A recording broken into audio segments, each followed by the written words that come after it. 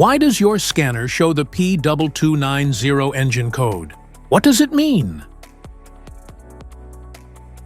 P2290 is a diagnostic trouble code for injector control pressure too low.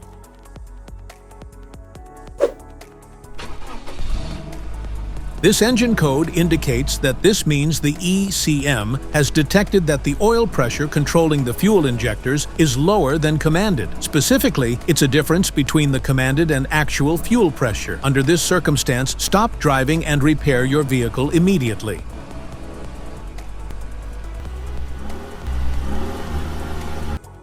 So, what causes this imbalance? Here are the most common culprits. This error can be caused by these possible faults in your vehicle. Fuel pressure regulator problems, high-pressure fuel line leaks, ICP sensor malfunctions. Other factors.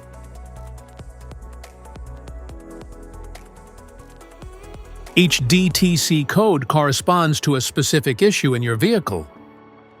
This error code occurs in any OBD2-equipped vehicles, especially those in manufacture since 1996. It is commonly found in Ford F-250 and Ford F-350 models.